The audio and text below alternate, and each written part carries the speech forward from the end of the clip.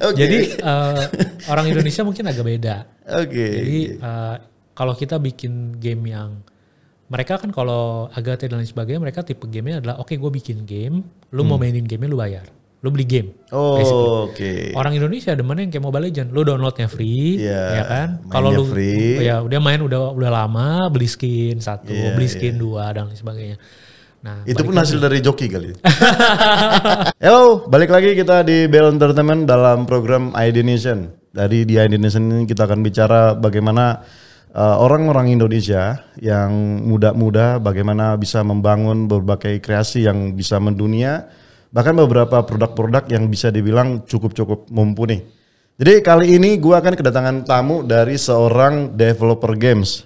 Mungkin teman-teman belum banyak yang tahu game yang akan dibangunnya dia dan juga yang sudah dibangunnya dia. Kali ini di Edination kita akan lihat bagaimana game ini bisa menghipnotis Anda untuk bermain terus. Oke, saksikan terus di Edination.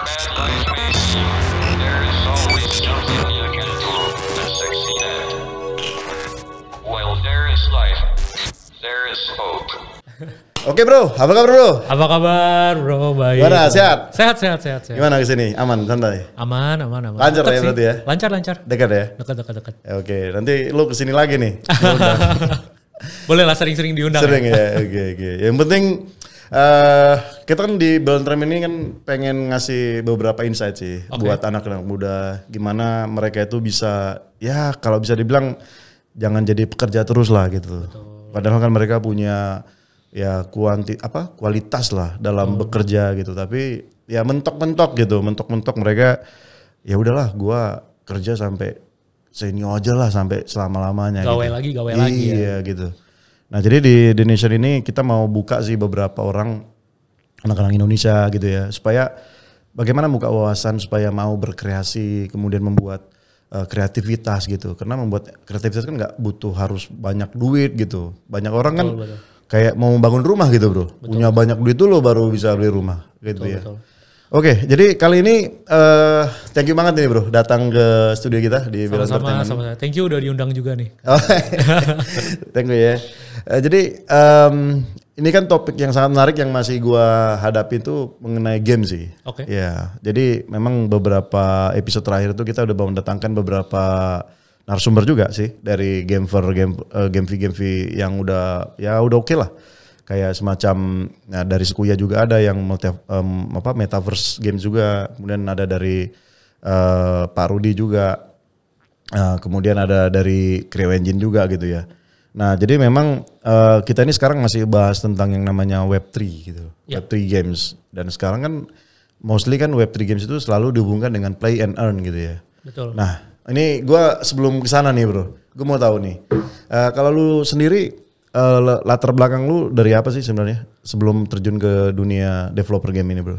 Sebelum gue develop game, gue 2018 itu gue mulai journey startup pertama gue. Oke. Dulu gue bikin namanya Shipmall, itu kayak e-commerce. The business model namanya S2B2C, jadi supplier to business to consumer.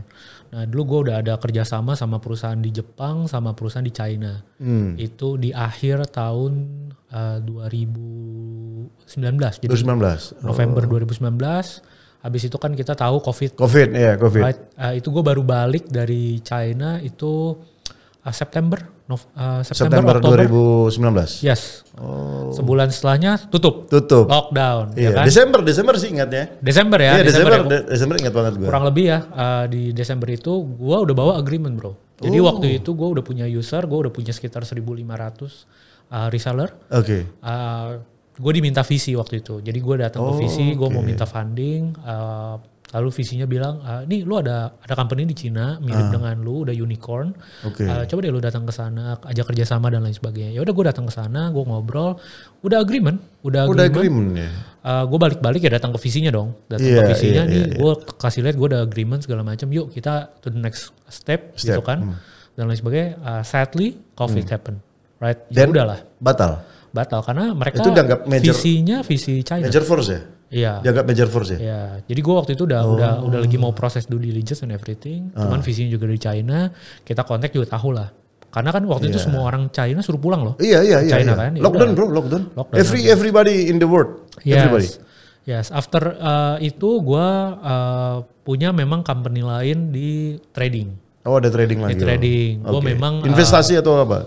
Capital gitu atau gimana? Itu gue cuman kelola dana sendiri sih. Jadi memang gue ada kelola dana sendiri and my family. Soalnya waktu itu my uncle itu salah satu direktur di sekuritas. Jadi gue banyak belajar lah dari dia untuk trading dan lain sebagainya. Mostly saham? Saham, forex. Saham, forex, akhirnya index. ke crypto. Betul. Crypto ya, oke. Nah belakangan akhirnya my cousin itu adalah game developer.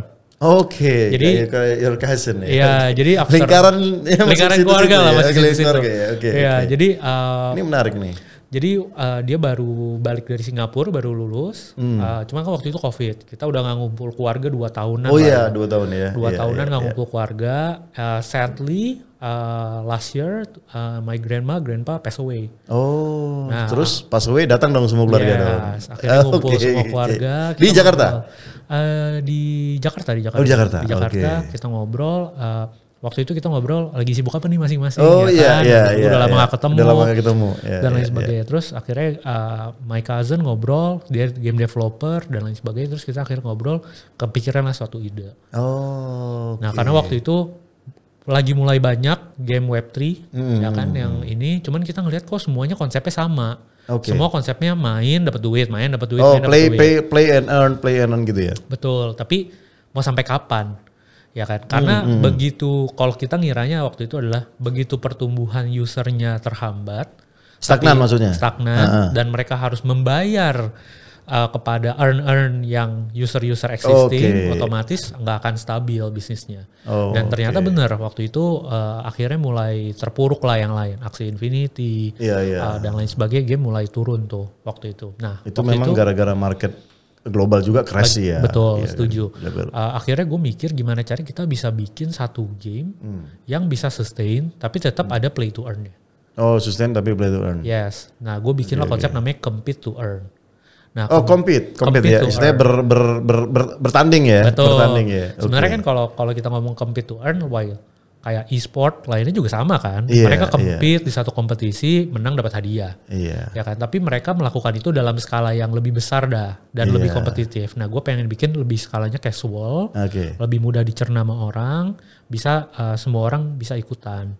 Dan ini juga cara gue untuk memperkenalkan Web3 itu apa sih ke masyarakat luas. Nah, sekarang lu udah bangun berapa game sih sekarang?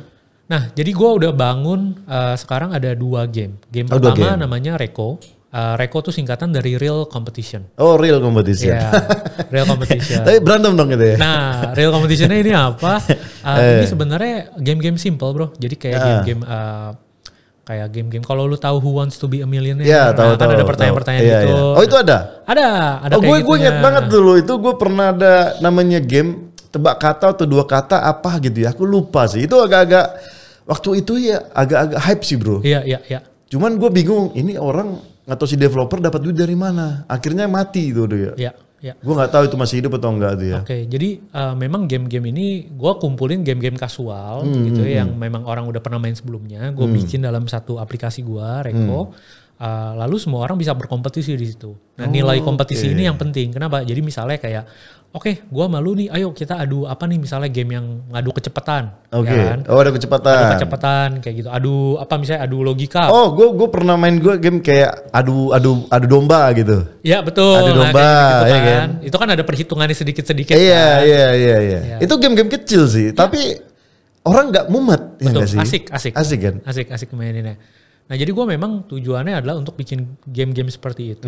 Tapi gue juga masukin, kita bilangnya game-game casual kita tuh edutainment. Education and entertainment. Jadi secara nggak sadar waktu lu mainin gamenya tuh lu mengasah sesuatu di otak lu. Oh ada sesuatu yang kita dapatin, kita olah gitu. Betul. Ya. Specifically kalau kita mau ngomong kayak ada game pertanyaan matematika, ya udah nggak usah ngomong lah ya, ada edukasinya jelas di situ. Iya. Tapi ada game yang kayak misalnya kalau lu pernah mainin game kita sebutnya Match It yang nyocokin kartu, pernah nggak bro? Jadi pernah. Jadi gue buka semua kan. Terus gue ingat nih, ini kartu yang di sini nih. Iya. Oke. Itu kan ngelatih memori, agility sama dexterity. sebenarnya. Nah sebenarnya ini juga penting gitu untuk perkembangan otak dan lain sebagainya, itu juga penting. Nah gue akan nambahin game-game seperti itu. Oh jadi model casual sebenarnya. Betul, model casual. Nah jadi gini bro, lu ingat gak sih waktu hype-nya Flappy Bird gitu? Ya Flappy Bird. Itu kan game simple ya, gue nggak tahu itu katanya itu seorang game developer aja sehari pun gue udah bisa buat gitu sehari katanya. Setuju. Setuju juga ya? Setuju. Nah tapi gila ya waktu itu hype banget ya. Artinya gini bro, artinya kesederhanaan game itu tidak menentukan seberapa banyak orang akan masuk ke sana ya nggak sih? Betul. Jadi memang kalau di dunia game agak beda matriksnya. Matriksnya beda ya? Matriksnya beda sama dunia-dunia lain ya. Kalau banyak orang, wah ini matriksnya diukur dari sini. Nah kalau game tuh tingkat kesuksesannya ini cukup random. Kalau kita ngomong. Mungkin sebelum Flappy Bird terkenal, udah banyak game yang mirip. Oh mirip, ada kayak Flappy Bird banyak pasti. Oh banyak sebelum itu? Banyak pasti. Idenya bro? Nah itu dia kenapa Flappy Bird yang bisa terkenal. Atau Among Us, right? Among Us. Aku nggak tahu situ. Oh Among Us yang yang waktu zaman COVID nggak tahu ya? Nggak tahu Among Us. Itu juga Among Us. Yang gimana itu aku? Yang pakai baju astronot, yang ada imposter. Nggak tahu. Pasti pernah lihat lah kalau ini pasti pernah lihat. Kayak Among Us itu juga developernya juga kaget. Itu game udah dibikin 3 tahun lalu. Oh 3 tahun lalu. Waktu COVID semua orang di rumah. Ya kan, nggak ada yang bisa ngapa-ngapain. Akhirnya mereka main game. Mereka nyarilah game-game yang unik yang bisa rame-rame dimainin. Ketemulah Among Us, nge-hit langsung. Nge-hit. Iya. Jadi kalau game itu kita nggak akan pernah tahu. Contoh misalnya kayak Angry Bird, tahu dong Angry Bird. Angry Bird itu game studio namanya Rovio. Iya Rovio. Itu dia udah bikin, itu bukan game pertama dia, itu udah game. Oh iya, katanya kalau saya baca dari apanya itu banyak banget game yang dibangun dia dan Angry Bird yang muncul paling gede. Padahal game-nya juga simple. Bikinnya juga gak susah. Nah tapi kadang memang di dunia game itu yang penting lama-kelamaan saat kita bikin terus gamenya. Kita akan tahu nih celahnya kira-kira mana yang market suka, mana yang enggak. Kayak gitu. Nah itu gue sendiri masih berproses gitu. Gue sendiri masih berproses mengetahui celah mana nih yang disukai sama user-usernya. Tapi kalau Indonesia bro, lu tahu gak game yang paling disukain apa? Apa tuh? Game Zeus bro. Tapi kalau dari sisi game itu game loh bro. Betul. Dari sisi game. Betul. Jadi, nah ini mungkin menarik nih bro. Ini yang perlu mungkin masyarakat juga tahu ya. Jadi, even game normal, game biasa nih, bukan yang mengarah ke sana ya. Ada beberapa fitur di game itu yang dikategorikan sebagai gambling. One of the things kayak misalnya di China. Di China itu kita udah nggak boleh ada namanya kayak, lu pernah nggak main game lalu lu beli namanya kayak loot box. Yang lu buka tuh ada persentase, lu bisa dapat ini, lu bisa dapat ini, lu bisa dapat ini dan lain sebagainya. Oh, gue belum tahu sih. Nah, loot box ini juga bahaya. Ini contoh misalnya, gue pengen dapet nih kostum yang rare banget, yang susah banget didapetin. Dan lu hanya lu bisa dapetin kalau lu beli loot box itu. Dimana loot box itu untuk lu bisa dapetin kostum itu, chance-nya cuma 0,1%. 0,1% artinya ya kan? Lu harus ngeluarin duit banyak untuk mendapatkan itu, which is mungkin itu nggak ada gitu ya. Betul, lu mesti ngeluarin duit yang banyak untuk itu. Nah yang kedua adalah bisa aja nggak developernya bohong? Bisa aja kan? Bisa aja kan? Nggak ada yang tahu kan? Nggak ada yang tahu. Gitu. Itu sama kayak ini bro, kayak iklan-iklan di TV gitu ya, kasih botol. Kan? Di botol terus ada tulisan ya. Ada tulisan nanti. Mungkin 1 dari 10 juta gitu kan baru dapat mobil katanya kan. Betul. Tapi kita nggak tahu ini benar atau enggak. Betul. Iya kan? Siapa yang bisa ngecek? Nggak bisa. Nah, nggak bisa. Kayak gitu. Nah ini yang jadi problem menurut gua. Salah satu yang jadi problem. Kalau di China ini udah di ban, nggak boleh. Karena ini udah dikategorikan gambling. Yang boleh hanya 18 tahun ke atas. Yang mainin game ini. Nah ini yang bahaya kan yang teman-teman kita yang underage, ya kan? Yang udah punya duit misalnya. Itu kan ngeri sebenarnya. Ya kan banyak kasus kayak di Amerika itu. Betul. Kan pakai Apple gitu kan. Habis sampai berapa ratus juta itu. Betul. Nah, itu udah banyak kayak gitu. Nah, ini yang menarik bro. Sebenarnya kalau menggunakan blockchain, probability perhitungan loot boxnya ini kita taruh di on-chain. Semua orang bisa ngecek.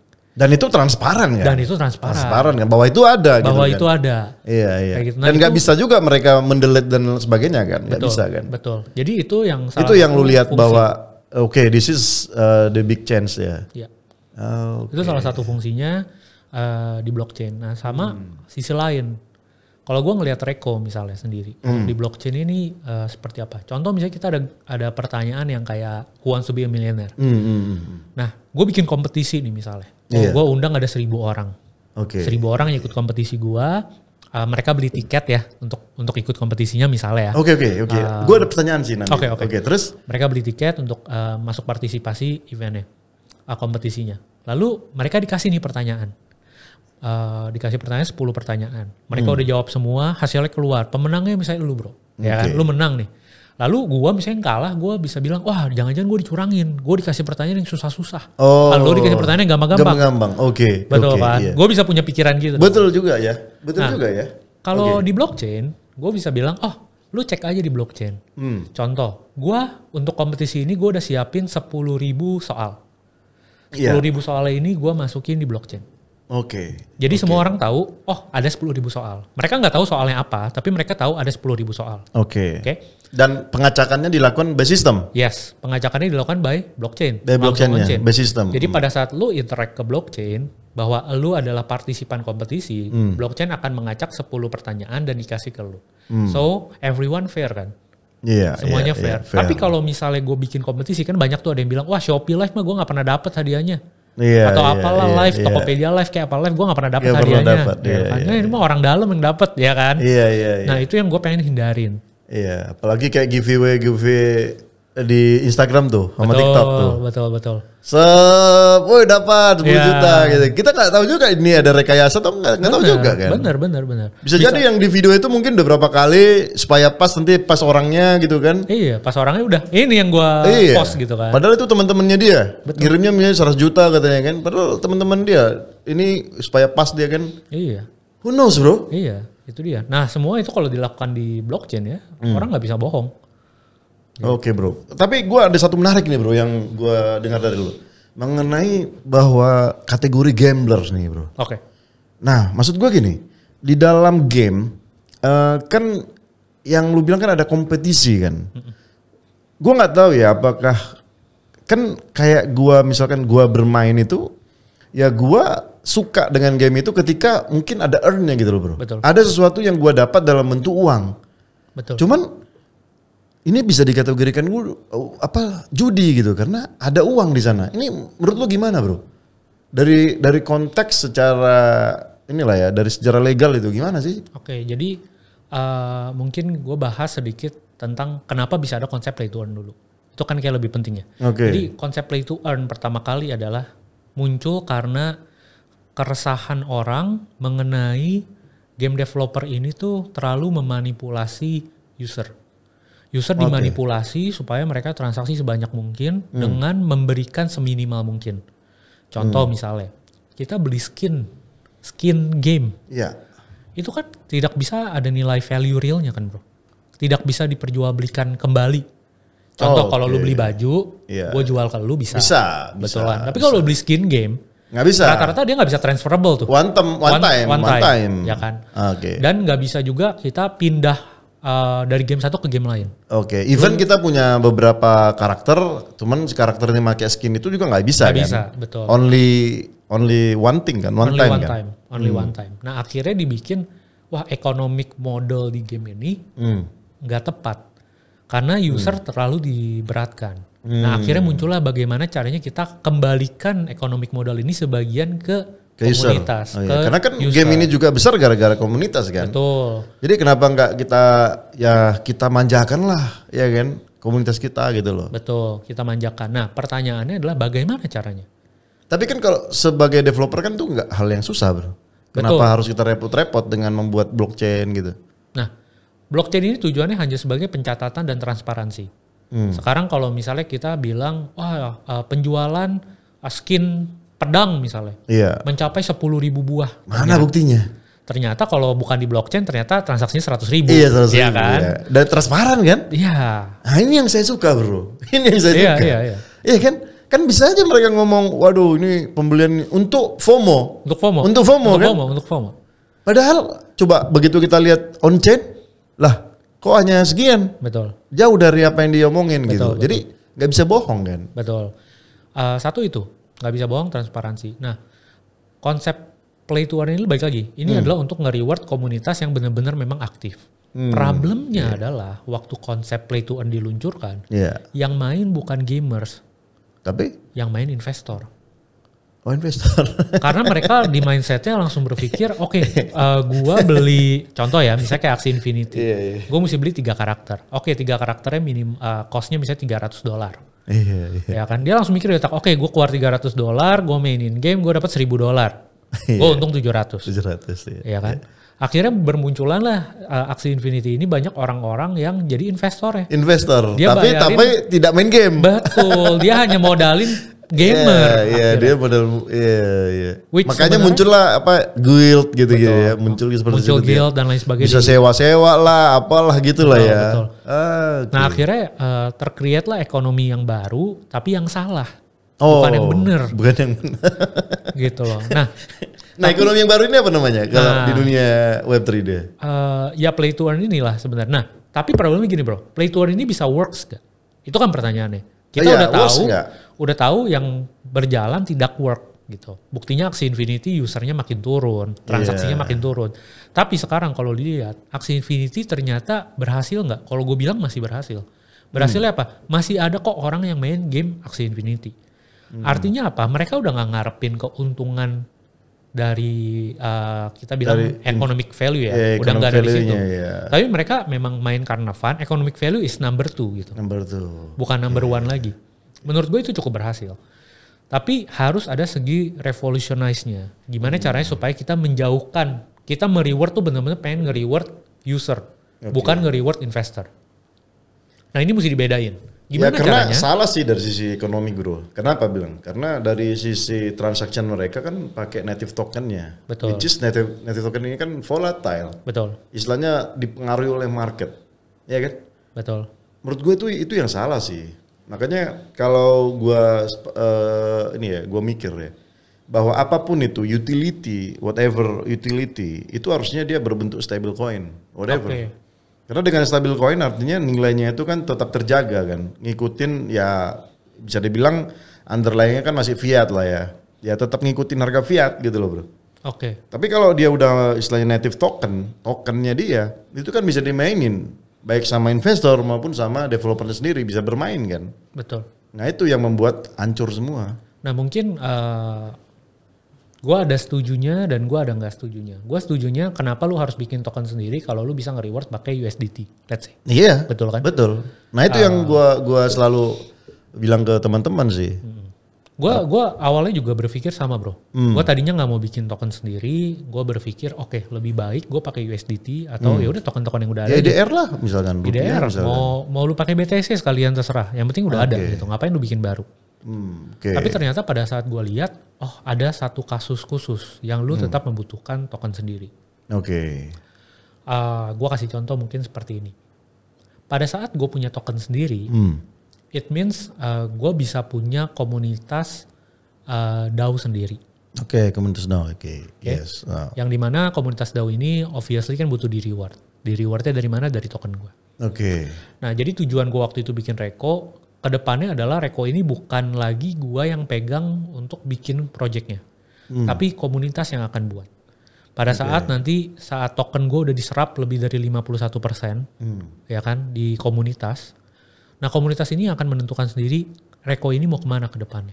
Mereka bisa bikin proposal sendiri, lalu mereka bisa voting sendiri, ke arah mana mau berkembangnya. Mereka bisa nentuin sendiri siapa yang mau bantuin project Reko ini untuk developernya lah, siapanya dan lain sebagainya. Nah itu semangat itu yang menurut gua harusnya ada di Web3. Problemnya balik lagi, it's very hard untuk ke arah sana. Belum ada satupun ya? Kayak misalkan ya pertama-tama lah kayak misalkan Sandbox misalkan atau Decentraland. Itu udah mulai sih ya. Artinya ada orang-orang luar untuk membangun sendiri kan. Betul. Udah mulai kan. Nah yang menariknya adalah gue belum lama kenal namanya Mental Network. Itu layer 2 dari Ethereum. Dan dia terlahir dari DAO. Dia terlahir dari BitDAO. Jadi dia BitDAO, dia bikin proposal komunitasnya. Dia minta $200 juta. Untuk bikin layer 2, Ethereum dan lain sebagainya. $200 juta? Yes. Menariknya adalah dia approve, dia dapat $2 juta. Dan menariknya adalah, ini adalah komunitas yang buat. It means gak ada founder ya bro. Iya. Jadi siapapun yang mau berkontribusi, mereka bikin proposal, di voting sama member dari BitDAO waktu itu, ya udah approve jalan.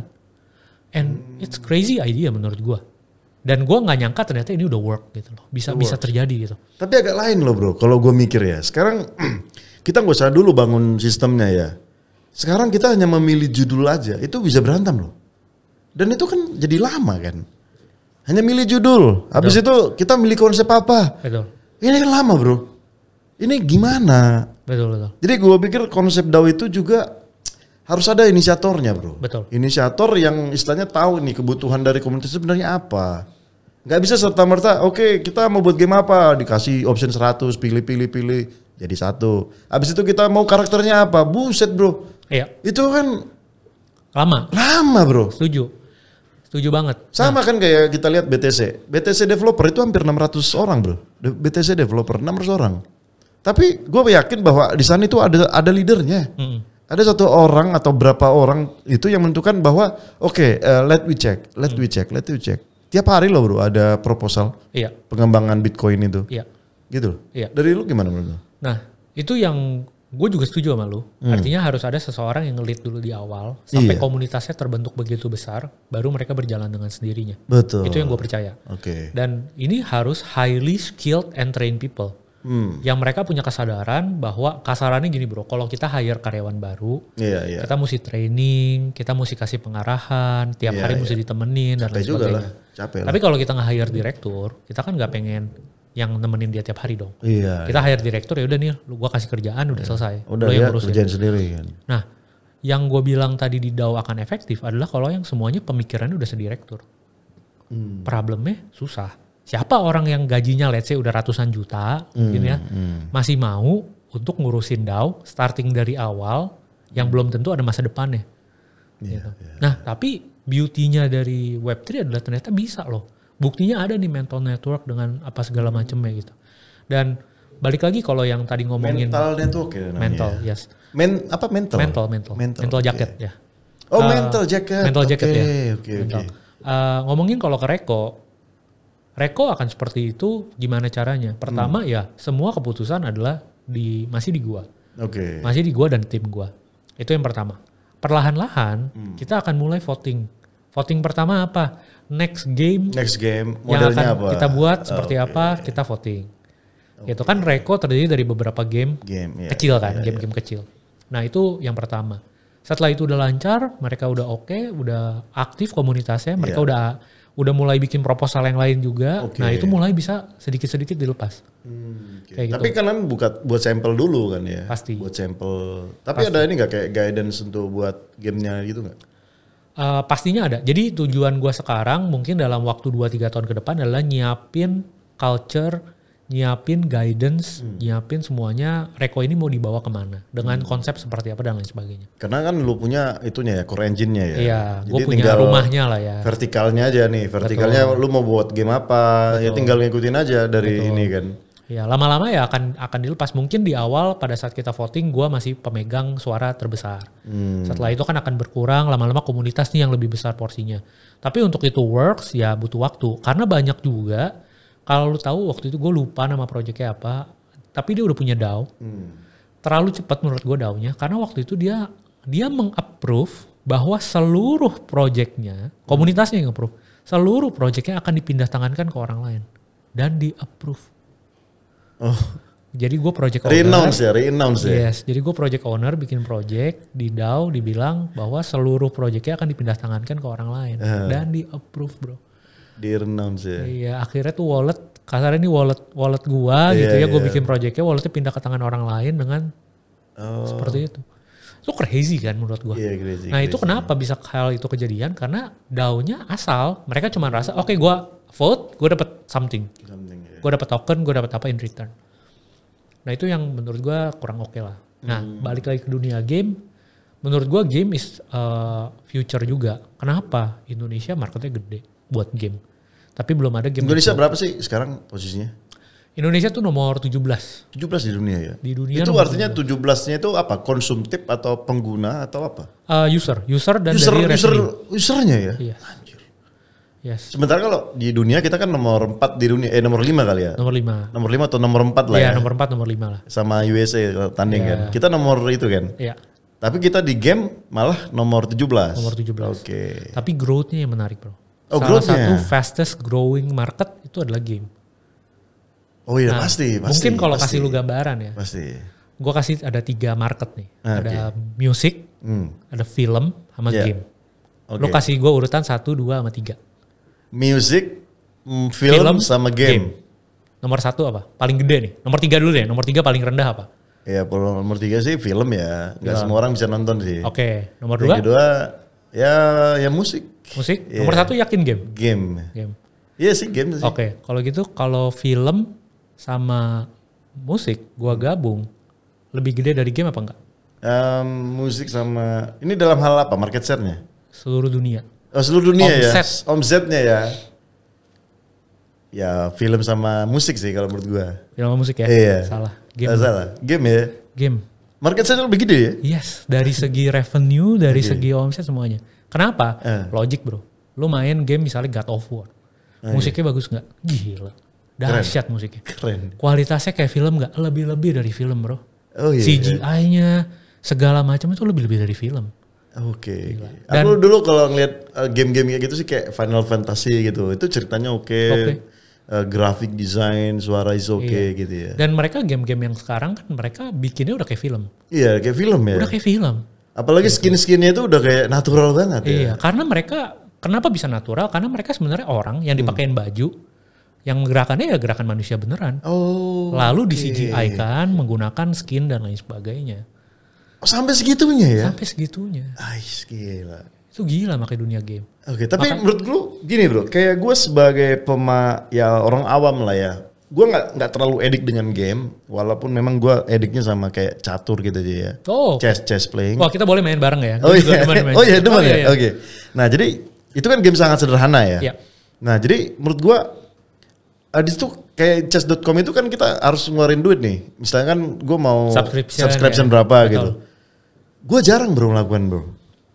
Nah gue agak heran nih. Istilahnya beberapa game kan ada in-apps purchase ya. Iya, in-app purchase. Ini menurut lu seberapa jauh sih orang mau bermain game dan dia ngeluarkan duit gitu? Oke. Seberapa jauh? Jadi kita memang kalau itu udah ada datanya ya. Secara general kalau lu punya user, let's say 100.000 user. Oke. Berapa yang akan bayar?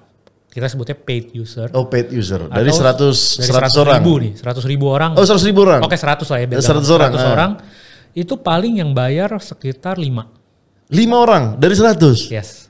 Berarti kalau 100.000 50? Paling ya 5.000 loh. Oh 5.000 ya? 5%. 5.000 ya? Yes. Oh ya oke. Hanya 5%. Oh ya kalau 1 miliar 5% ya 5. Let's say kita anggap 500.000 ya? game yang oke. Game yang oke let's say hit 1 juta downloader. Berarti yang beli adalah 50.000 orang. 50.000 ya, oke. Kali misalnya average basket atau kita bilangnya average transaction ya. Misalnya $10. Oh. Berarti $50 kali $10, $500.000. $500.000 Monthly. monthly. Anjing. Dan Kayak bisa gitu. berubah-berubah juga kan? Bisa berubah-berubah. Bisa 7%, 8%. Iya. Sekarang logik deh bro, Candy Crush. Lo kepikiran gak sih ada orang yang bayar gitu main Candy Crush? Enggak.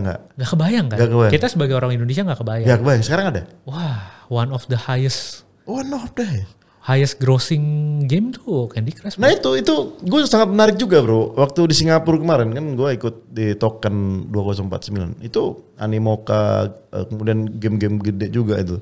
Itu bahas Candy Crush bro. Iya. Mereka bilang gini, kenapa sih kita repot-repot buat game yang ya sangat-sangat luar biasa gitu ya. MMORPG gitu ya. Ngapain kita buat kayak gitu. Sedangkan kalau kita lihat the highest paid itu ya Candy Crush. Betul. Siapapun bisa main dan itu simple gitu. Kenapa kita nggak ke sana? Ya, I think perbedaannya 2 sebenarnya.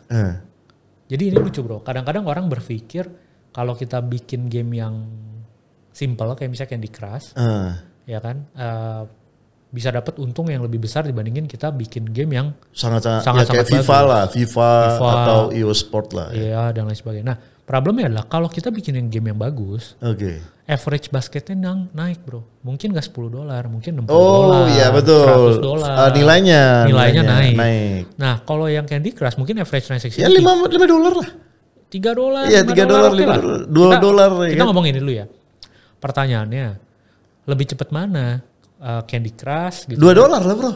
Nah, $2 ya kita ngomong. Tapi, karena pemainnya ada 10 juta. Betul. Tapi pertanyaannya untuk nge-hit 10 juta bro, butuh marketing berapa banyak nih? Iya itu. Sedangkan kalau kita bikin game bagus, ya kan? Dan kita udah targeted market. Yes. Targeted market udah.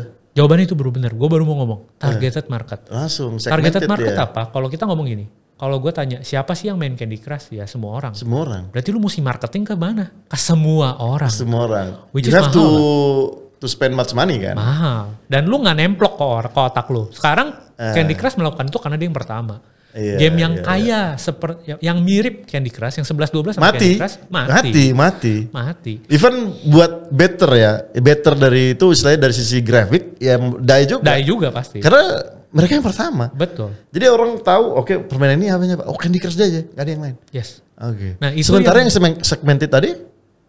Nah, beda bro. Kalau yang hyper casual Candy Crush dan lain sebagainya, saat udah punya first mover kita bilang ya, first mover advantage itu, yang lain tuh done lah, udah nggak bisa lah. Gitu. Tapi kalau kita ngelihat game yang hyper, itu yang game very very good, yang hardcore game, kayak Diablo lah, Diablo dan lain sebagainya, itu beda bro. Kenapa? Karena lu akan marketingnya lebih ke targeted. Oke, gue mau bikin game mirip Diablo, gitu ya. Gue udah tahu, market gue berarti orang-orang yang main Diablo. Ya udah gue fokus aja marketing ke situ. Satu, gue marketingnya nggak terlalu mahal. Begitu gue dapet user sekali beli $100. $100 bro. Nah itu bedanya kayak gitu. Iya. Nah tapi kita harus realistis untuk lu bikin game yang kayak seperti Diablo. Itu ya butuh berapa sih kira-kira? $20 juta, $50 juta. Sekelas Diablo misalkan, lu bisa nggak? Sekelas Diablo? Itu problemnya udah bukan masalah duit, masalah tim.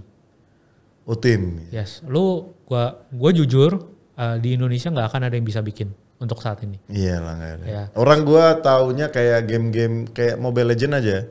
Itu gue dengar sampai 500-an loh bro. Timnya loh. Mobile Legends loh. Pasti. 500 loh gila. Pasti. Kayak gitu. Dan tapi gini bro. Ini plus minus ya. Kalau misalnya kita bikin kayak Diablo kita bilang habis mungkin $5-10 juta. Initial keluar. Okay. Pertanyaannya itu bikinnya mesti 2-3 tahun. Iya 2-3 tahun betul. Pertanyaan investor gila mana yang mau duitnya 2-3 tahun gitu ya. Gak tahu arahnya kemana. Gak tahu arahnya kemana. Iya. Belum bisa naik bisa turun. Belum bisa jualan. Belum bisa jualan. 2-3 tahun masih develop. Iya. Nah gue rasa gak akan ada orang yang mau gitu. Kecuali lu udah punya track record. Nah apa sih yang gue bangun sekarang? Gue bangun track record. Gue udah pernah bikin game ini. Gue udah pernah bikin game ini. Gue udah pernah bikin game ini. Nah game gue bikin dari yang paling simple kayak Reko. Yang semua orang bisa main. Gue bikin game yang makin sulit lagi. Makin lebih sulit. Yang makin complicated. Yang makin bagus lah ya secara desain and everything. Gue bikin yang lebih complicated lagi. Saat gue udah punya track record. Gue maju ke investor gampang nih. Ini game pertama yang gue bikin, ini game kedua, ini game ketiga. Ini ngasilin segini, ini ngasilin segini, ini ngasilin segini. Gue mau bikin yang AAA game kita bilangnya. Oh iya, AAA game. Gue mau bikin AAA game, gue butuh budget $3 juta. Lu akan dapat investment lu balik 4-5 tahun ke depan. Gitu. Nah itu gue akan lebih mudah. Ya akan ngeyakinin. Artinya ya start dulu dong. Start dulu. As a developer ya lu start kan. Start dulu aja. Iya kan. Whatever you do. Ya mau itu bagus kayak atau jelek kayak, yang penting you make your own sendiri kan. Betul. Nah ini juga yang keresahan gue adalah sekarang udah mulai banyak nih game developer Indonesia, which is gue happy banget. Oke. Ada ya yang paling terkenal number one ya Agate lah kita ngomong. Agate. Paling lama. Kedua mungkin kayak Toge Production dan lain sebagainya. Udah mulai banyak nih game-game developer. Tapi dari kayak ngomong-ngomong ini lah Agate gitu. Kalau gue dengar dari luar kan mereka terkenal ya. Yes. Bahkan produk-produknya mereka juga terkenal. Ya. Cuman Indonesia nggak terkenal ya. Iya. Ini karena memang Indonesia sendiri yang mungkin suka produk luar gitu atau gimana sih? Indonesia tuh demamnya freemium bro. Freemium ya, pengennya free tapi yang premium. Ya? Betul. Jadi orang Indonesia mungkin agak beda. Jadi kalau kita bikin game yang mereka kan kalau Agate dan lain sebagainya, mereka tipe gamenya adalah oke, gue bikin game, lu mau mainin gamenya lu bayar. Lu beli game. Oke. Orang Indonesia demen yang kayak Mobile Legends. Lu downloadnya free, ya kan? Kalau lu free. ya udah main udah lama, beli skin 1, beli skin 2 dan lain sebagainya. Nah, itu pun hasil dari joki kali. benar. Nah, tapi itu juga balik lagi sih bro. Kalau game premium kayak Mobile Legends gitu, pertama berarti lu mesti punya cash flow yang gede. Oke. Karena user udah main, lu belum dapat penghasilan kan. Lu udah keluar cost server, lu mesti bikin skin terus. Bahkan kan banyak gue dengar itu sisi servernya gila loh. Wah, mampus. Servernya gila loh. Lu bayangin aja orang bermain dari dalam 1 detik. Ada 100.000 nih, 100.000. Itu live kalau, loh ya, live. Itu kalau gua hitung-hitung ya, anjir itu puluhan juta bro. Oh udah pasti. Sebulan bro. Udah pasti, jutaan dolar semua itu. Nah, tapi enaknya adalah bro, Mobile Legends tuh lu jualan skin habis itu. Iya. Skin itu lu bikin deh, lu hire artis yang paling jago deh. Paling jago, iya. Paling bayar berapa sih? 5 juta. 10 juta nih bikin satu skin. Satu skin, tapi lu jual bisa sampai berlipat-lipat ya? Betul, lu jual bisa sampai season 100 ribu season juga lu jual masih bisa itu skin. Gitu. Okay. Jadi nggak ada, kita ngomong kalau orang dagang nggak ada COGS nih. Nggak ada COGS. Iya kan, langsung margin tuh 100% margin tuh. Dan berlipat-lipat ya? Berlipat-lipat. Karena buat sekali dan bisa di-copy selamanya gitu loh bro. Betul. Dan jadi it's the business of game ya? Iya. Oke. Gitu. Jadi lu pernah tahu Iodance? Audition tahu dong? Belum tahu bro. Yang game zaman dulu yang nari-nari ada lagu. Oh ada itu di time zone kali bukan? Bukan, yang di warnet sering main. Gak pernah denger ya? Gak pernah denger. Iodance. Iodance itu dari Korea. Tapi dimasukin ke Indonesia lewat Megaxus namanya. Oke. Perusahaannya. Itu yang hidupin Megaxus sampai sekarang bro. Itu game udah 10 tahun. Oh, gamenya apa sih? Simple atau sederhana atau casual? Gamenya lagu, lu nari, nanti ada move pakai arrow di keyboard. Oh, keyboard, oke. Kayak gitu. Kalau Auto Jam, kalau pernah tahu Auto Jam? Ya, oke. Ya basically game-game kayak gitu sih. Ya kayak inilah kayak Dance Dance Revolution yang di Time Zone tahu dong. Iya, Time Zone yang gue bilang itu. Mirip lah. Mungkin ini dalam bentuk virtual ya. Iya, mirip lah. Itu game udah 10 tahun lebih, I think udah lebih kali ya, 15 tahun mungkin. Dan itu ngidupin satu perusahaan, karyawannya ratusan, cuma dari satu game. Itu enaknya kalau lu udah punya satu game yang sukses. Yang sukses ya, lu tinggal inilah ya, permak lah ya. Ya. Kayak gue kan ngikutin game di PS dulu pertama kali ya itulah, kayak Tekken. Ya kan. Itu kan sampai dari dulu itu gue ikutin terus sampai sekarang anjir. Tekken 8 ya. Itu grafiknya sekarang gila banget. Gila banget. Tapi karakternya masih tetap. Masih. Gitu. Tekken 7. Sekarang udah keluar, baru aja keluar Tekken 8. Tekken 7 itu yang beli ada 10 juta kopi. 10 juta kopi yang beli, itu satunya kalau nggak salah harganya $60. Oke. Kali aja bro. Gila ya. Mungkin di awal-awal ya sekian. Ya, anggap ada diskon dan lain sebagainya, kita anggap $30 deh. Iya. 10 juta. Kali $30, $300 juta dolar. $300 juta ya. Itu baru lu beli gamenya. Habis itu kan ada add-on. Ada add-on juga ya. Ada tambah karakter baru $6. Tambah karakter baru $3. Wah itu duitnya udah kayak apa tahu. Makanya sekarang juga. Iya makanya sekarang bikin. Tapi persaingan game gimana sih bro? Makin berat? Jadi gini bro, kalau game ini kebanyakan ya, game-game di Indonesia tuh rata-rata maklonan dari Cina. Sama aja kayak barang bro, sama produk. Cina semua dong. Sebenarnya. Kan ada Hongkong. Iya, jadi Cina developer game-nya memang lebih jago. Kita harus akuin itu. Okay. Di Indonesia kita masih kekurangan game developer yang benar-benar ngerti, benar-benar jago bisa buat. Artinya kan itu kan semua nyambung ya bro, antara lu buat karakternya, lu buat story-nya. Lu buat itu tadi kayak kecepatannya, betul. Masalah grafisnya, ini kan semua ini ya saling berhubungan kan. Saling berhubungan. Jadi kalau ada satu yang cacat ya udah cacat. Grafisnya bagus tapi servernya ngadat-ngadat ya orang juga malas kan. Malas. Makanya game itu tricky kalau kita bilangnya. Gimana cara lu nemuin lagu yang bagus buat game lu, sound effect yang bagus buat game lu.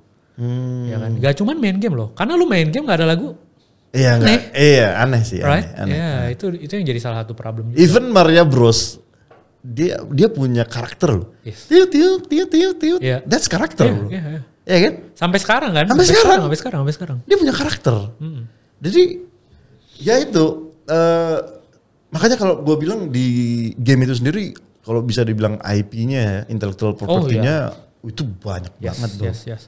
Maybe hampir semua titik itu IP semua. IP. Dari Indonesia gimana? Dari sisi lu itu lu IP kan gak sih? Kayak mulai karakternya, suaranya, musik, story itu. Pasti.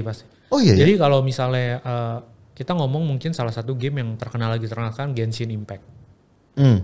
Oh Genshin Impact. Semua karakternya, gacha karakternya itu kan dibikin merchandise. Waduh itu bro lakunya. Oh merchandise-nya. Itu gila itu penjualannya. Oh, oke. Ya kayak misalnya Disney paling gede dari mana? Merchandise kan. Iya dari merchandise. Kalau dia dari film jadi. Kayak Donald Bebek ya. Dari film jadi merchandise.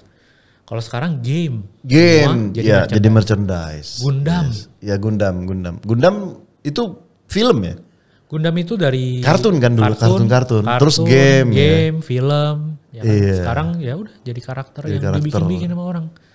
Gila kan bro. Itu IP-nya udah udah di-lock semua ya? Di-lock semua. Gak bakal bisa itu. Berarti Reko lu harus nge-lock sih bro semua. Nah tapi lu tahu gak kalau kita tanya ya.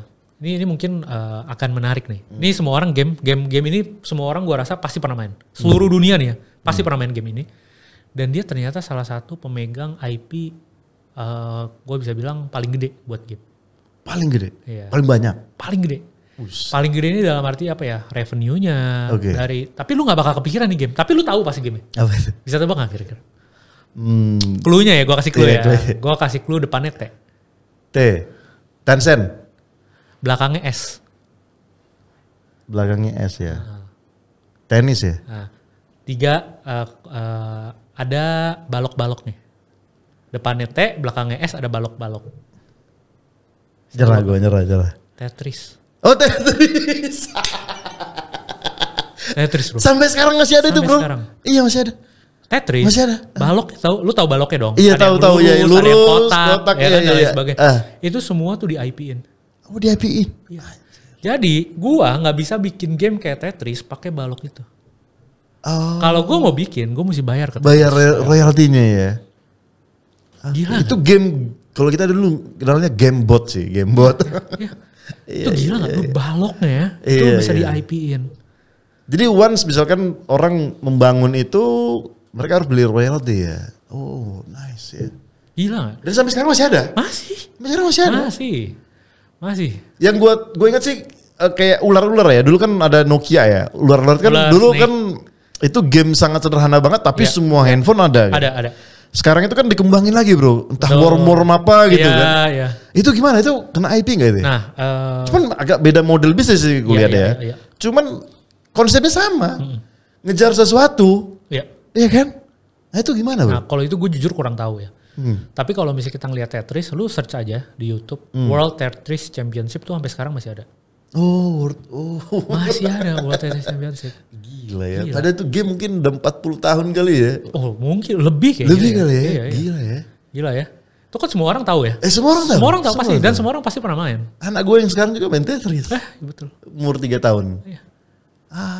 Game so simple. Yang ngidupin mungkin bisa ratusan ini. Udah nggak tahu 5-6 generasi kali sekarang udah. Tapi lu ada gak sih kepikiran kayak game-game ya kayak kita ya nggak tahu lah ya, lu kan anak Gen Z ya. Kalau gue kan masih milenial kan. Dari kita game-game dulu kan masih banyak main-main di luar tuh bro.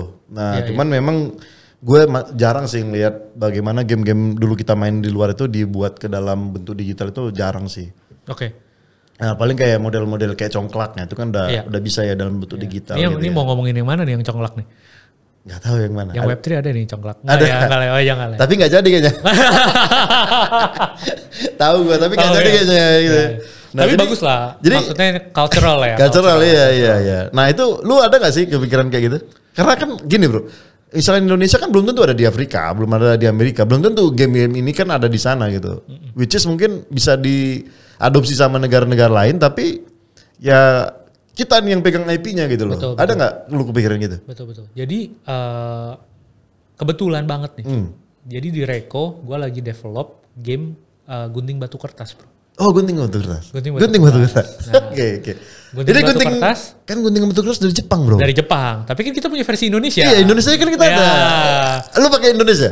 Nah sekarang gue lagi bikin yang Jepang. Tapi nanti gue akan bikin ada yang Indonesianya juga. Gue takutnya lu buat ternyata disu kan. Wah kita yang punya IP-nya itu gitu kan. Nah problemnya kalau cultural itu tidak bisa di IP kan. Oh, setahu gue. Oke. Setahu gue gak bisa di IP. Itu cultural ya? Itu masuknya cultural. Oke. Gitu. Jadi memang itu udah hak dari kita kayak gunting batu kertas itu udah hak pemiliknya Jepang, negara Jepang. Tapi itu cultural. Jadi semua orang boleh. Boleh. Gitu. Kayak catur lah misalkan. Kayak catur. Catur kan semua negara nih bebas gitu ya. Oh, kayak gitu. Kecuali misalnya gue adopsi sedikit. Misalnya gue adopsi misalnya kayak Gatot Kaca. Gue bikin ada Gatot Kaca dan lain sebagainya. Nah Gatot Kaca figurnya inilah yang gue buat. Itu bisa gue IP-kan. Iya. Kayak gitu. Itu gue juga mau tanya bro. Itu kan kayak di Mobile Legends kan ada Gatot Kaca kan. Betul. Tapi itu gue yakin itu free loh bro. Gue yakin banget itu. Kenapa belum ada Indonesia yang mengklaim itu gitu loh. Makanya ini gue kasih tahu ada teman gue. Mungkin nanti gue undang juga dia di podcast gue. Itu dia buat game hantu. Karakter-karakter hantu itu beda-beda bro, tiap negara beda-beda. Oh, oke. Pocong nggak ada di Amerika bro. Iya. Iya kan? Gondoruo nggak ada di Jepang, nggak ada. Tapi once ini menjadi sebuah IP, ini gila loh bro. Iya kan? Ya kalau gue lihat ya sama kayak tadi Gatot Kaca, itu Indonesian. Tapi waktu katakanlah Tencent buat Gatot Kaca, siapa yang klaim IP-nya? Nggak ada. Karena belum ada yang buat. Betul. Itu coba dipikirin deh bro. Nah, hal-hal yang unik Indonesia punya. Memang menarik. Coba lu coba pikirin. Memang menarik. Yeah. Jadi memang gue sendiri pengen gitu ya, pengen punya satu game misalnya yang gue kepikiran kemarin sempat bahas adalah fighting game. Kayak Tekken. Tapi kan fighting udah banyak sih ya, kayak Street Fighter. Udah banyak. Dan Mortal Kombat. Ya, Tekken lah ya, istilahnya udah terkenal lah itu ya. Iya, tapi kan sekarang kayak di Tekken gak ada tuh karakter-karakter dari Indonesia. Gak ada. Tapi Tekken ada karakter-karakter dari luar bro. Ada udah buat bro, lu belum tahu ya? Ya apa tuh? Ada yang buat kayak gitu, modelnya Tekken. Tapi karakternya Indonesia. Ada. Menarik tuh. Gue udah undang sih dia podcastnya. Kalau gue lebih pengennya jangan kita, jadi gini, kalau kita bikin game sendiri, fighting, karakternya dari Indonesia, kita kan mesti jualan game ya. Oke. Ya kan? Dimana game itu belum tentu banyak orang yang mainin. Kalau kita mau ngejar ke IP related, lebih baik lu kontak Tekken aja. Lu kontak Tekken 8, gue mau dong nih ada karakter dari Indonesia. Oh. Ya kan? Lu masukin dong di game lu. Iya. Karakter terkenal kita nih gitu. Either karakternya seperti apa nanti kita ya bisa iniin kan. Contoh misalnya kayak di Tekken kan ada Negan namanya karakternya. Itu dari Walking Dead bro film. Oh iya Walking Dead ya. Walking Dead. Negan. Iya. Terus misalnya ada beberapa karakter lain lah. Ya kayak Bruce Lee lah kan jadi Law kan. Betul. Karakternya kan. Ya. Ada Noctis. Si Lei si Jackie Chan ya. Jackie Chan kan. Nah, ya terinspirasi kan dari situ lah ya. Kan? Ya. Atau kayak misalnya di Tekken juga ada Noctis. Itu dari Final Fantasy. Final Fantasy. Nah kenapa nggak bisa nih dari Indonesia sih? Itu film-film atau apa yang terkenal. Tapi gue pernah lihat sih udah ada buat gamenya bro. Itu mirip banget sama Tekken. Mirip banget. Bagus. Tapi itu karakternya kayak ya itu misalkan si Buta dari Gua Hantu. Iya. Kan? Si Pitung, kayak gitu-gitu bro. Jaka Sembung. Karakter-karakter itu yang berantem tuh. Iya, menurut gua karakter-karakter kayak gitu sebenarnya punya sisi plus sih. Punya sisi jual plus ya. Karena satu kayak misalnya si Buta dari Gua Hantu ya. Iya. Nah harus kita coba translate lah yang namanya lebih diterima yang ngasih di luar. Kayak misalnya gini kan. Kalau kita ngomong kayak Daredevil gitu bro. Itu kan buta juga kan. Tapi kan keren kan. Saya Daredevil namanya. Mungkin namanya harus kita coba combine sedikit. Biar bisa lebih diterima masyarakat di luar. Di luar ya. Gitu. Target selalu global sih ya. Selalu lah. Harus selalu global. Tapi gak masalah. Maksudnya kita tetap add nama itu ya. Maksudnya si Buta dari Gua Hantu tetap kita masukin. Tapi dia punya AKA gitu. Punya alias lain. Yang lebih simpel. Yang gampang diterima masyarakat. Menurut gue itu yang kurang sih. Jadi game ini selalu identik dengan karakter sih ya. Yes. Lu bisa bangun karakter ya, that's your money sebenarnya. Betul. Iya kan? Betul. Ya kayak misalnya kayak game Yu-Gi-Oh misalnya bro.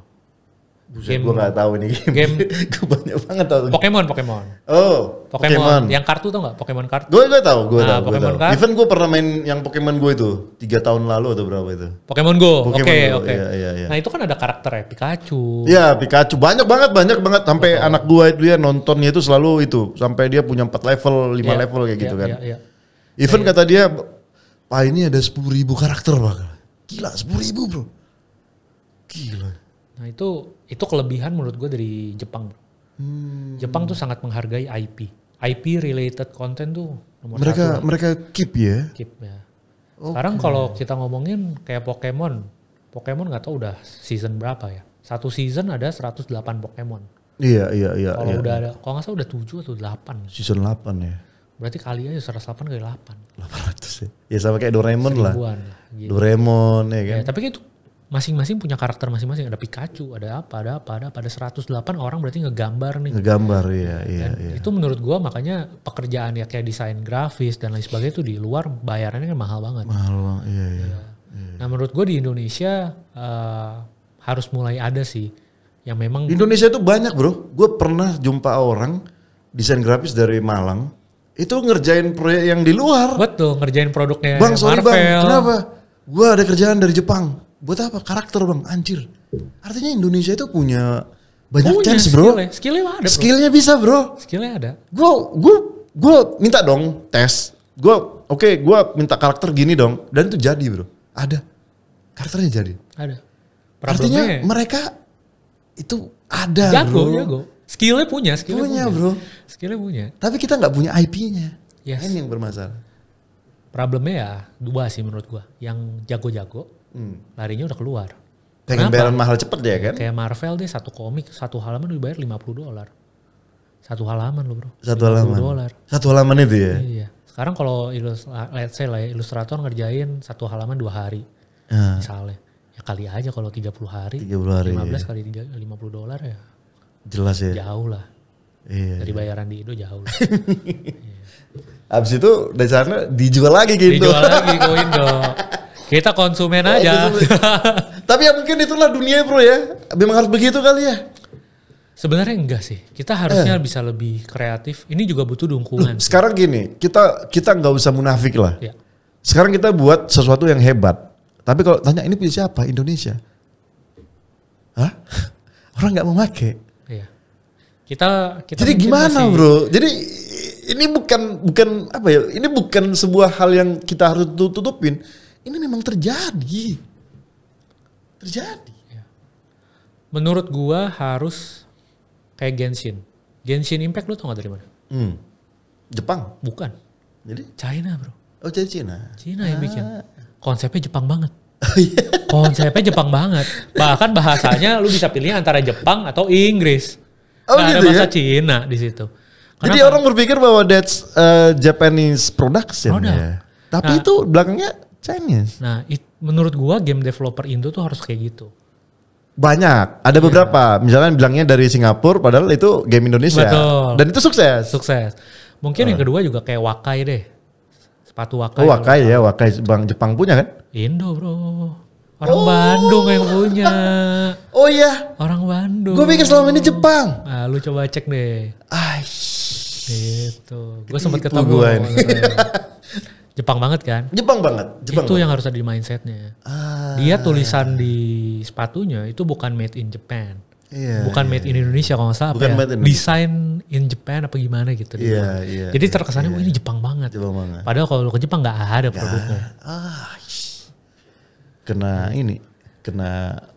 Kenapa? Karena mindset orang kan. Lu ngelihat Jepang nih produknya. Berarti apa produknya? Worth it. Biasa kan kalau Jepang. Terus awet, bagus. Dan lain sebagainya. Sama Genshin Impact juga ngelakuin hal itu. Kalau Cina kan kalau kita ngeliat developernya dari Cina nih. Ini game pasti, kurang lah gitu kan. Apa made in Cina? Aduh. Apalagi kalau Indonesia mocin motor. Paling 2 tahun udah rusak ya kan. Betul. Itu sih. Padahal mereka nggak tahu everything's made in China. Betul. Mau lu produk lu paling rendah sampai lu produk paling tinggi ya made in China. Iya kan? Iya. Cuman tulisannya biasanya udah bukan made in China. Kayak gitu. Tulisannya biasa Design by Italy. Paris gitu ya. Gitu-gitu. Iya, Pas dibuka ya made in China. Aduh.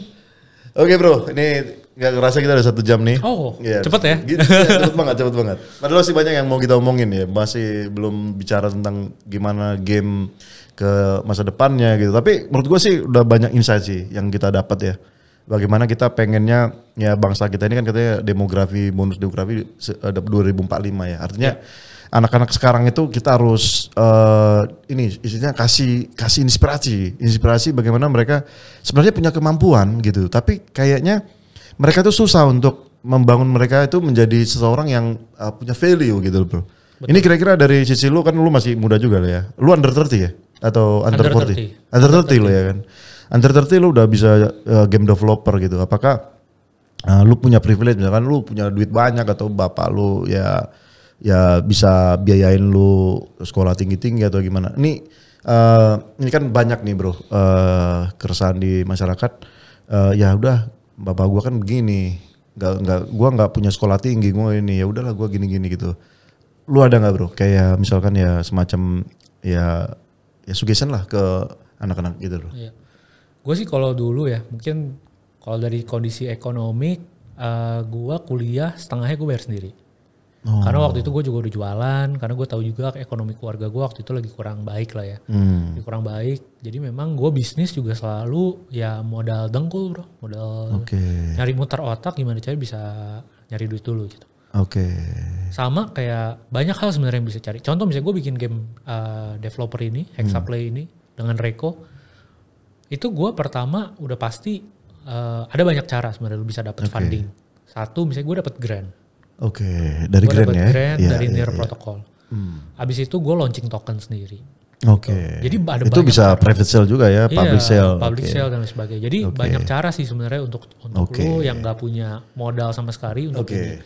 Yang penting lu punya skill. Betul. Itunya modal nomor 5, skill nomor 1. Sekarang kalau lu gak punya skill, lu gak punya modal, terus lu mau nuntut apa? Betul. Ya gak sih? Ada satu hal yang penting sih menurut gue. Gue selalu bilang ke orang atau orang yang mau bisnis gitu ya. Gue selalu bilang ke dia, kalau lu mau bisnis, lu bisa nggak work for free untuk 1 tahun 2 tahun? Work for free. Work for free. Artinya apa? Lu jangan ngarepin lu ada income. Gitu ya. Lu jangan ngarepin lu ada pemasukan gitu dari bisnis lu ya. Gue nggak ngomong dari bisnisnya, dari bisnis yang lu bangun kan. Anggap misalnya lu udah kerja, lu mau part time kerjain bisnis ya lu jangan ngarepin dari bisnis lu ada sesuatu dulu. At least financial freedom lu hanya untuk makan doang bro. Makan doang. Betul. Anggaplah lu punya part time kerjaan di mana lu bisa makan cukup, tapi sisanya lu ngerjain bisnis lu fine. Gitu loh. Kalau lu emang gak ada modal sama sekali dan lu butuh menghidupi diri lu sendiri kalau kita ngomong. Itu yang gue lakuin gitu. Ya gue ada pemasukan dari yang lain. Memang gue udah punya sesuatu kerjaan yang stabil gitu ya. Satu bisnis yang stabil yang gue udah bangun udah lama. Habis itu pada saat itu yang istilahnya bensin lu untuk membangun apa yang lu impikan. Betul. Ya bagi teman-teman yang misalnya sekarang masih kerja misalnya atau teman-teman yang baru lulus dan lu nggak punya privilege apapun untuk bangun bisnis. Ya kan, dan lu takut kalau lu gagal lu rugi dan ngerugiin keluarga lu. Dan itu gue pernah rasain. Terus gimana caranya? Ya caranya satu, ya lu cari satu pekerjaan atau satu cara jualan atau apapun yang dimana lu bisa makan dari situ. Habis itu ya lu curahin segala tenaga lu ya buat bangun bisnis. Dimana percaya sama gue 1 tahun 2 tahun pertama jangan harap lu ada pemasukan. Gitu. Setahun 2 tahun ya bro. Setahun 2 tahun. Tapi habis itu lu duduk santai, uang datang ke lu. Ya, gak duduk santai juga sih ya. Tapi kurang lebih lah. Oke bro. Oke bro. Thank you man. Thank you banget. 1 jam gak berasa. Kita udah banyak hal yang udah kita bahas ya. Ya mudah-mudahan lu datang lagi nih. Wah, kita mungkin ada hal-hal baru yang bisa kita obrolin ya. Boleh. Kalau diundang sama lu selalu datang lah. Oke, teman-teman yang di sana dari Bell Entertainment, inilah cerita kita bagaimana seorang game developer Indonesia tidak punya privilege apa-apa, tapi dia mampu membangun sesuatu yang baru. Dan jangan lupa pesan dari saya, coba game Revo itu udah ada di Play Store ya? Udah ada gamenya Reko, lu bisa download di Play Store maupun di iOS. Store, ya. Oke, kalian coba. Gue udah coba sih. Itu gamenya lumayan epic dan apa ya, kayak game-game yang dulu-dulu tapi ini lumayan epic. Jadi gue harap ya ceritain lah karya-karya anak bangsa dulu. Oke, sampai di sini dulu perjumpaan kita. Kedepan kita akan bahas sesuatu yang baru ya, bagaimana seorang developer di blockchain dan juga kripto yang projectnya itu banyak ke institusi. Oke, jangan kemana-mana, kita akan tunggu di next show. Oke, bye.